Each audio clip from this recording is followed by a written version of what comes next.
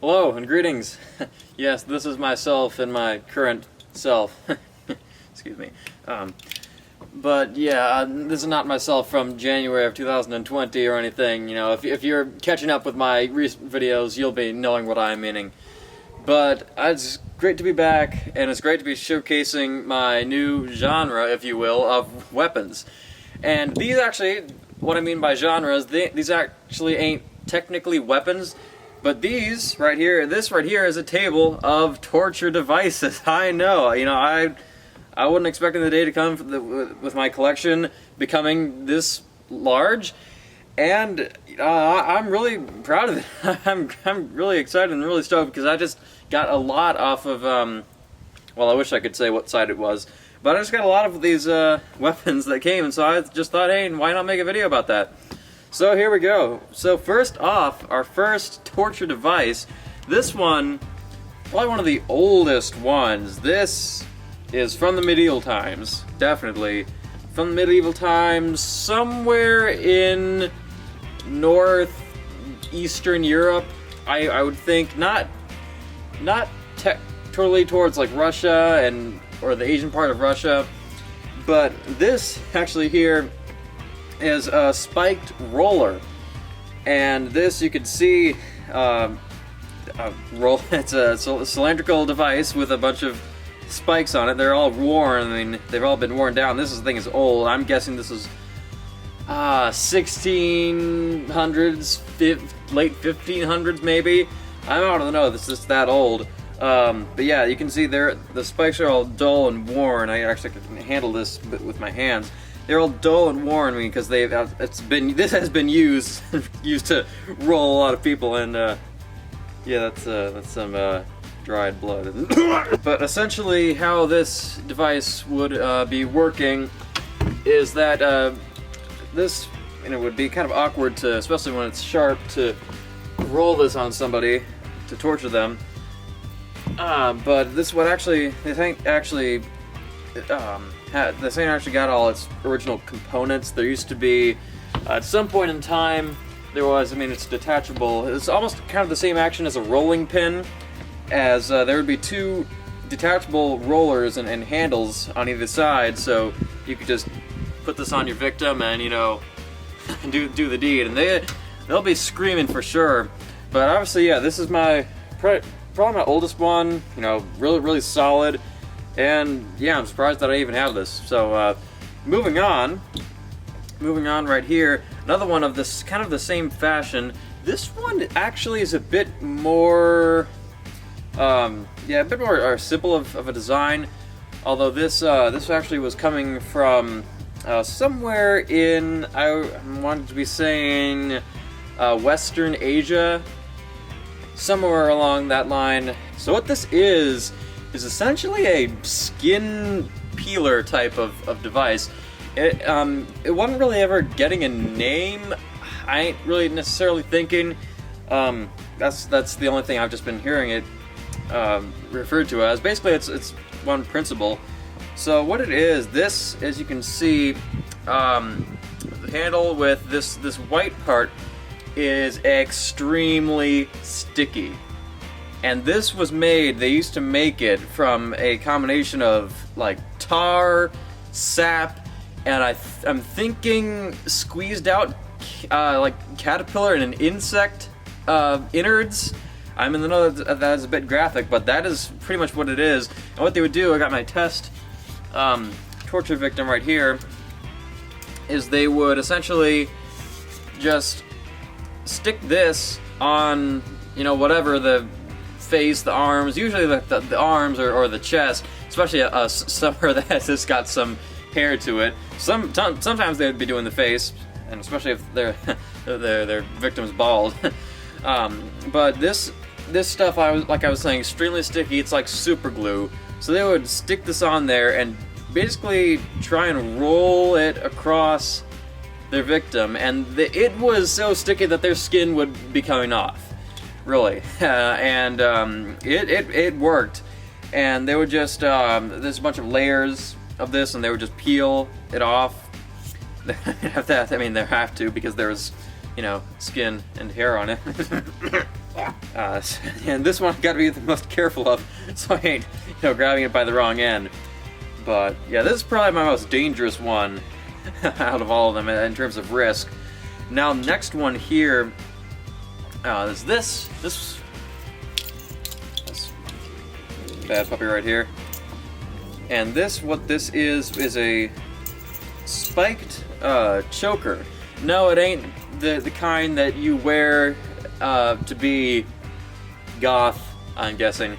But this is actually something you can be seeing that there's a buckle and holes for the buckle to be going through. And what you would be doing is you would be putting this around your victim's neck. And the spikes would be going on their neck. See that you got these spikes right here. These spikes would be going on the victim's neck, and you would basically latch it and loop it around right here and just latch it on. And the spikes would be, they ain't totally sharp. They would not be doing too much of a piercing. They would not just, pierce right into their Adam's apple and the trachea and just be killing them instantly. They were wanting to be making this slow, and so when they were wanting to be getting information and stuff out of their victims, they would just keep tightening it, depending on how incompetent their victim was, and to just get the info they were wanting, and they would just keep tightening it until they were breaking, basically. I know it was another European one. A lot of these are European. They would use these in the medieval times, obviously. What are you saying? Ireland, perhaps? Maybe an Irish model. Again, the same time around as this guy right here. So just looking at it, you can be telling that this is something that would force to be American. But they would, the victims, when they would see this come out, they would instantly just say, "Okay, I'll give you your information." And now this one here, this one is one of probably the most involved one. I'll be moving it to the center here, close to the center. It's heavy. This is a heavy metal object. Now this is actually this electric powered, a spinning electric blade. Just a bunch of blades that are attached on here that you just plug it in and it spins. They just spin around. And this one, I'm wanting to be saying, okay, obviously this one was more modern, somewhere where they would need something that threatening and intimidating. I'm wanting to be saying somewhere probably in the Middle East, Iran, possibly. I mean, they still do torturing there, so they might still be using something like this, but it would be much more modern and scary. I mean, although this thing, you can be telling this is antique. I mean, it's scary looking. I was actually finding this one at an antique store, sketchy antique store, off of, I'm thinking I can probably be saying this without getting in trouble, but rural Georgia. Is just off a highway and up a hill, and I just had this kind of thing go off in my head saying, yeah, this is seeming like a store I'm wanting to be going into, and just my luck, they're selling all these cool weapons. I got some other purchases from there, which I'll be showing. This thing was the most prized item. Obviously it's older, and I had to be paying top dollar and perhaps swindle them a bit, hopefully if they ain't watching this video. But yeah, obviously how this essentially would be working, as I got my test arm right here, and they would just plug this in, and you can see how it spins around like that, and they would basically essentially be putting the victim's hand in closer to here until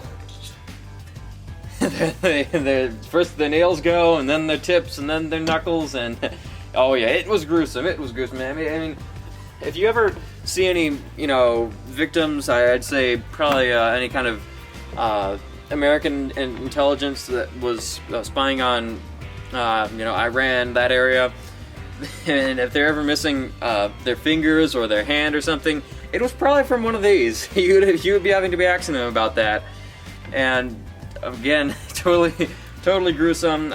Some of them actually were that hardened that they would just have that done, and they would just not break at all. And once you get to their arm, this unfortunately was too. This area right in here ain't big enough to be encapsulating the whole arm, so they would stop there, and they basically would just run out of options, and then eventually just be letting them go. So this one, my only electric torture device. This is probably the most modern, but still really antique and unique, and probably the most retro and all around threatening looking. I mean, you should hear this thing whir. So the next ones here, moving this stuff around here, is these items right here that I was actually getting 2 for 1.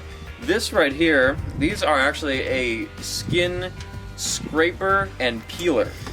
This is the peeler, this is the scraper. Obviously you can see the peeler here. Very, very simple. Just got a simple blade, like something akin to a razor blade, but was specifically designed to be peeling human skin. So they would just, essentially something like this. This would probably, I'm out of the know which would be more unsettling. I think this would take off more skin, this would take off more flesh. So maybe I would not want to be encountered with this. But yeah, very simple. They would just take this and slowly run it down, and it would be gruesome.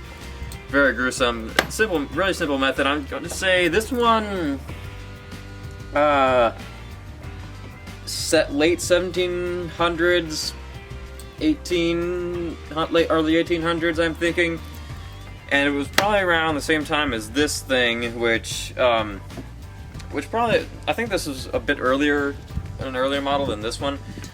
This one is actually basically this, but in Swiss Army knife form. Is they've got this kind of principle in these wide blades right here.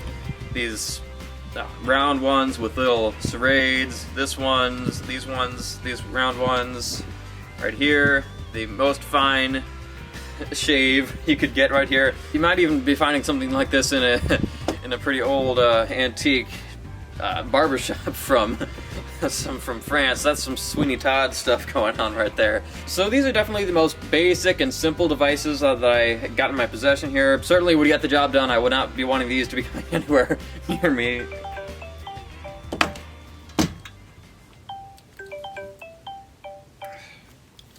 Yo, what? Hey. Yeah, I'm making a video right now. Can you be calling back later? So you know how you were helping us make dinner last night? Yeah? Yeah, well, ever since then, Linda can't find either her carrot peeler or her cheese grater, and she was wondering if maybe Don't know what either of those are. Bye. See ya.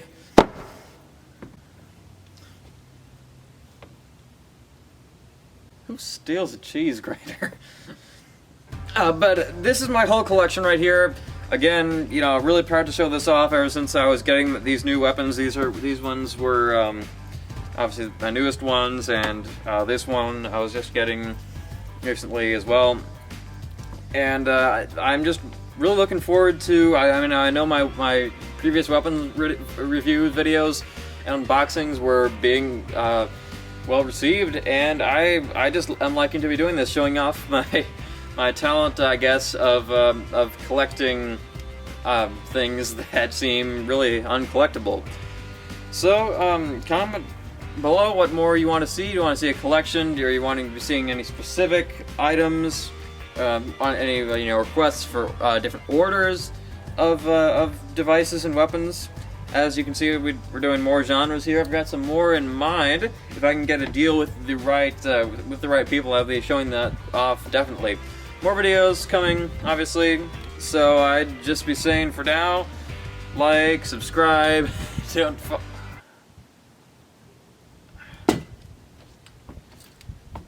Dude, no.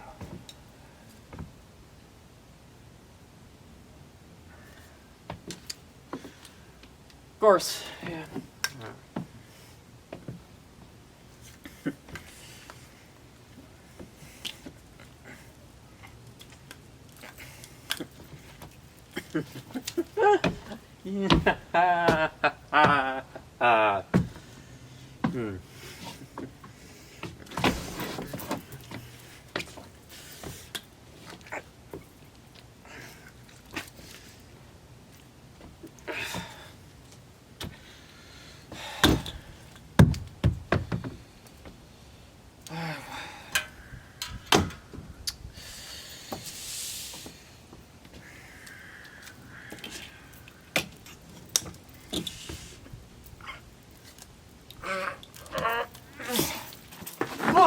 Ugh.